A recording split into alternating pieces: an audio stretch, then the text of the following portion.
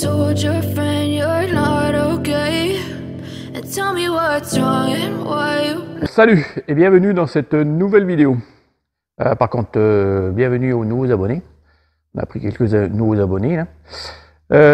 Donc de quoi on va parler aujourd'hui? On va parler du fameux chauffe-eau. Donc c'est le chauffe-eau, il est de la marque IMAS. Donc c'est pas un partenariat. Je l'ai payé. De souvenir, je l'ai payé 695 €. Donc c'est un chauffe-eau gaz instantané. Donc il peut prendre le butane, le propane et le GPL. Donc il fonctionne avec un étendeur de camping-car. Donc 30 millibars. Il est homologué pour l'installation en camping-car. Parce que vu qu'il est c'est un ventouse, donc il est parfaitement homologué puisqu'il est totalement étanche. Il prend l'air à l'extérieur et il rejette les gaz d'échappement à l'extérieur. Donc il a un brûleur de 10 000 watts. Il autorise, je crois que si je me souviens bien, donc il prend jusqu'à un maxi de pression d'eau de 5 bars et un minimum de 0,5 il lui faut pour qu'il puisse fonctionner. Le débit pour l'eau, pour qu'il puisse démarrer, il faut qu'il y ait un débit de 1,5 litre. Et il prend une température entre 35 degrés et 60 degrés. Sinon après il faut l'alimenter en 12 volts pour qu'il puisse fonctionner. Parce qu'il y a donc en fait le 12 volts sert à alimenter le démarrage du gaz, le démarrage du brûleur, et ainsi que le tableau de contrôle du chauffe-eau pour ce qui est du démarrage et du réglage de la température. Après, qu'est-ce qu'il me reste à dire? Ah oui, il fait un poids putain, j'ai un trou. Ah oui, il fait 12 kg. Il fait 12 kg. Et 12 kg. Donc c'est pas très lourd. Donc ça peut très bien se mettre dans un fourgon comme dans un poids lourd. Pareil. Il n'y a pas de souci. Après, qu'est-ce qu'il me reste à vous dire? Après, au point de vue installation. Donc il faut faire une découpe de 33 cm par 33 cm et il a une profondeur de 33 cm aussi. Donc c'est assez facile à installer. Et donc par contre, il ne faut pas l'installer sous une fenêtre. Et il faut qu'il soit au minimum à 30 cm de toute ventilation, aération, fenêtre. Comme moi, donc je vais vous montrer, mais moi en fait il est pas très loin d'une fenêtre, mais il n'est pas dessous. Donc je suis dans la bonne installation, il n'y a pas de souci. J'ai demandé ça au bureau Veritas, donc il n'y a pas de souci, il est validé. Donc là je vais vous montrer un petit peu l'intérieur maintenant. Donc là déjà on va l'ouvrir. Alors voilà, c'est assez simple. Voilà. Bon après c'est pas fait pour être ouvert toutes les 5 minutes. Hein. Donc voilà. Donc c'est une tôle simple avec l'étanchéité. Et il y a les consignes qui sont fixées sur la plaque. Donc maintenant je vais vous montrer l'intérieur. Donc comme je disais tout à l'heure, donc en fait mon chauffe-eau il est là, mais il n'est pas sous la fenêtre, donc c'est bon. En fait la cheminée elle est là, donc elle n'est pas sous la fenêtre, donc c'est bon. Et je suis à plus de 30 cm de toute ouverture ou grille d'aération, donc il n'y a pas de souci, mon installation elle est bonne. Donc voilà. Donc là, on a de nouveau les caractéristiques du chauffe-eau. Donc je vais essayer de faire le point pour que vous puissiez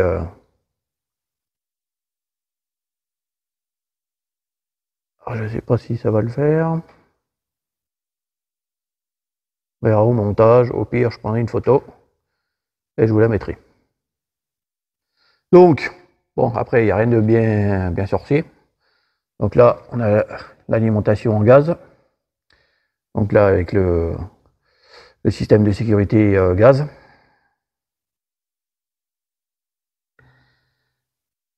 Après, donc là, on a le fusible. Le fusible de protection du chauffe-eau. Donc il faut une protection de 2 ampères. Ah oui, par contre, j'ai oublié de dire, donc il a une consommation de 0,5 ampères heure. Donc ça consomme rien. En électricité, il consomme rien du tout. C'est pour ça que je l'ai pris, parce que moi je préfère avoir le maximum d'autonomie en électrique. Et le gaz, il n'y a pas de souci, parce que on va faire une installation avec 2 bouteilles. Donc là on a, je ne sais pas si on va bien voir. Ouais, là ça devrait le faire. Donc là, on a l'arrivée d'eau. Et là, en fait, celui-ci, ça c'est pour en cas de où on veut vidanger le chauffe-eau, en cas de gel, quand il est stocké. Donc après, donc tout simplement, ben, l'eau monte, ça passe dans le serpentin, et la flamme se fait au milieu. Bon, après, il n'y a rien de bien compliqué en fait, hein. C'est tout simplement un chauffe-eau gaz instantané comme les verticaux, à part que comme un chauffe-eau vertical en fait. Et tout simplement, ben, ça a été mis dans un autre sens, et il est totalement étanche, donc ce qui permet l'installation homologuée dans un camping-car. Et après, on a tout simplement là, c'est la sortie de l'eau chaude. Donc là, on a la plaquette, la carte mère, on va dire, qui permet le réglage de la température d'eau. Voilà, il n'y a rien de bien compliqué. Donc là, on est à l'intérieur du camping-car. Donc, le seul truc que j'ai vu qui était un peu... en fait, vu que moi, je peux pas descendre plus bas parce qu'il y a un renfort là-bas, donc je peux pas descendre plus bas. Donc, le souci que j'ai noté, c'est que le poids est tout vers l'arrière. Donc, en fait, si suivant où vous l'installez et comment vous l'installez, en fait, il faudra caler dessous. Moi, j'ai fait une cale de la bonne épaisseur. Et donc il a tendance à basculer un petit peu vers l'arrière. Donc t'as qu'à faire autant le caler. Et en plus, nous, vu que c'est un véhicule tout-terrain, il faut quand même que ça soit bien installé. Donc après, ben, tout simplement, là, on a l'arrivée d'eau, celui-ci. Donc l'arrivée de gaz. L'installation qui n'est pas tout à fait terminée. Là, il faut que je branche encore ma plaque de gaz au deuxième robinet. Donc par contre, à savoir que j'ai déjà posé la question Bureau Veritas. Et en fait, là, j'ai 3 vannes et je vais en utiliser que 2.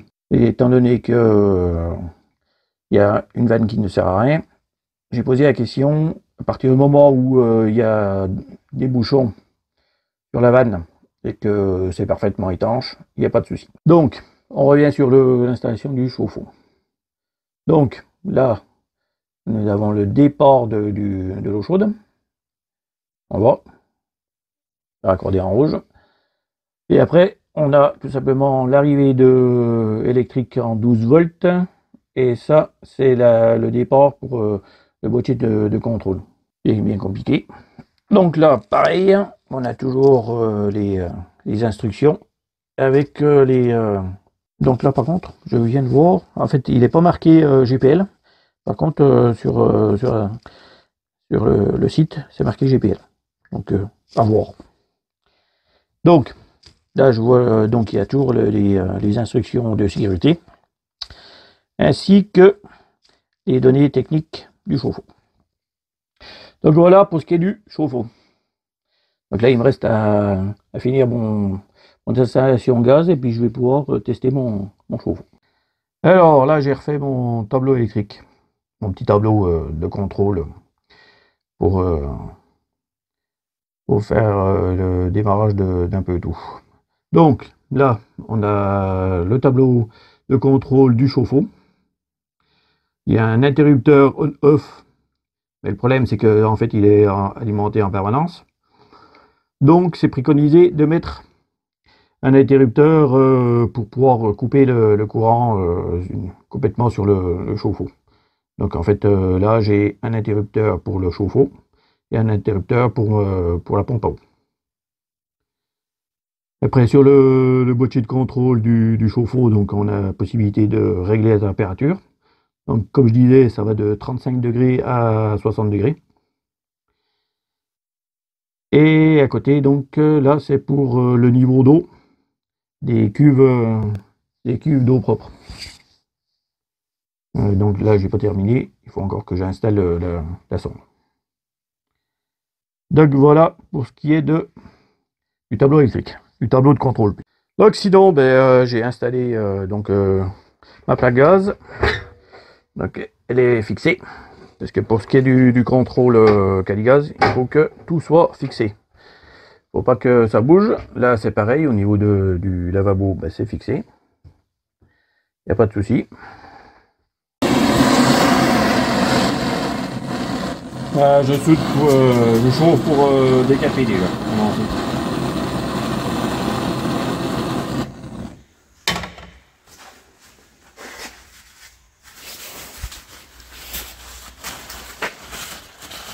Hop. Un petit peu de décapant.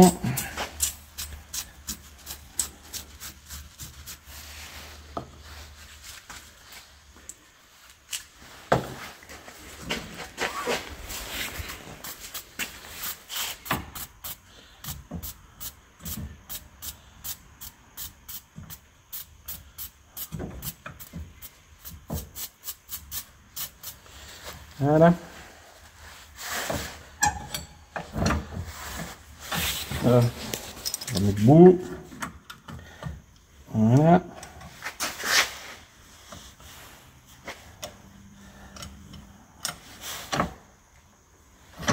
Voilà.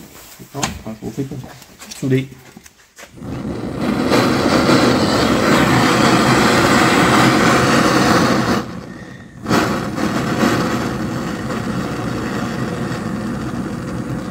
Bon, c'est soudure pour de l'eau, hein. C'est pas de la soudure pour le gaz. Hein.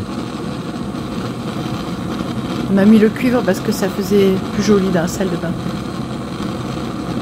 Une guidette en apparent. On éteint.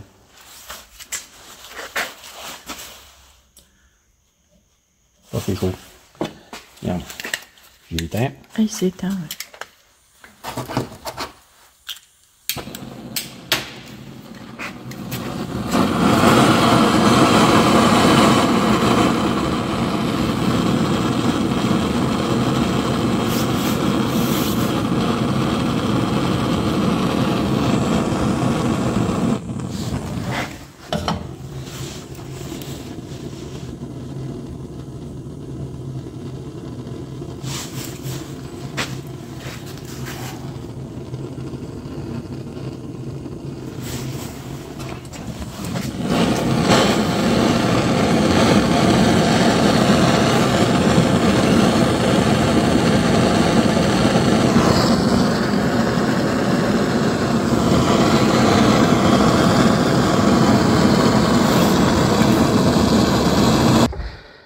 Après, pour ce qui est de la salle de bain, j'ai fait mon installation plomberie.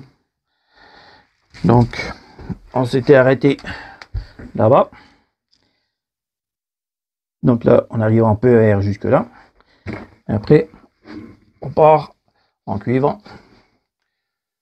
Là, et c'est en cuivre jusqu'ici. Bon, après, il me reste encore un peu à le nettoyer, le cuivre, pour que ça fasse tout propre, que ce soit bien joli, tout brillant. Donc là, j'ai déjà fait mes essais de pression, donc il n'y a pas de souci, il n'y a aucune fuite. I feel nauseous, believe me. Never had a lot of shit come easy. Had to work hard, struggle just to be me. Had to rise up just so they could see me. Did what I had to do just to feed me, and what was left over I put towards my dreaming. But the only thing in life that has meaning are the things you gotta work for, believe me. Take into your hands a plan, your own hands can land your own brand. And damn, I feel like no one takes accountability. They want the credibility, convincingly unwilling to put in the fucking hours it takes to get some power. Don't be fucking sour, take a cold shower, scream until you're louder, work until you're prouder, and fuck all the doubters, they're just fucking downers. I swear to God they all let me down. I always fought just to wear the crown. I'm pissed off at these fucking clowns who were all taught they deserve an ounce. It's only worth it if you work for it. It's only worth it if you work for it. I won't stop till they hear me now. I won't stop till I wear the crown.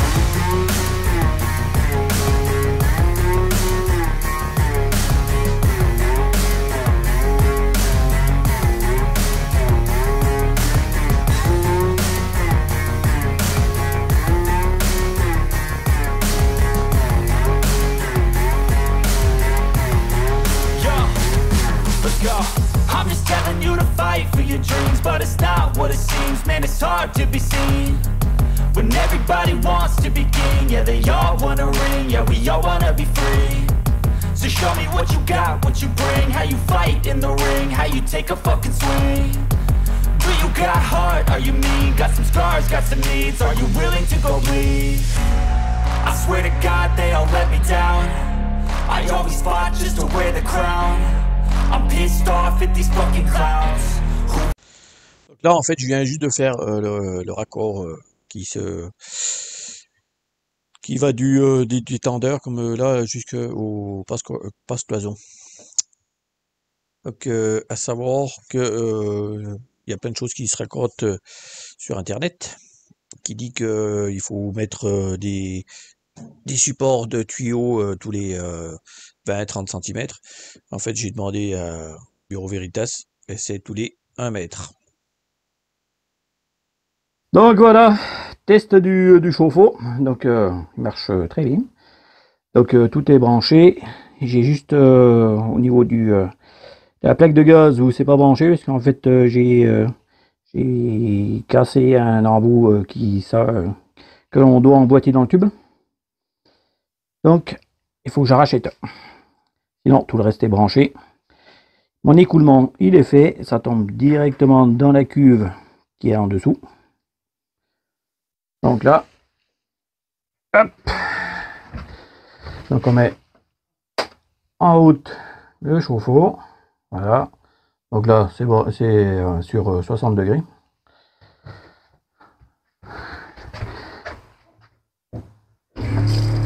Et là.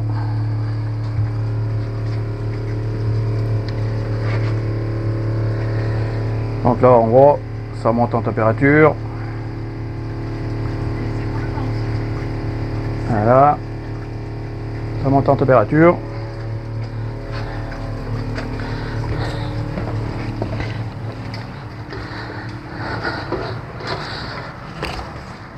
Donc là, on entend, il tourne. Et sinon, là, ça tombe là, dans ma cuve de récupération. Et une cuve qui fait 100 litres. Voilà. Tout marche bien.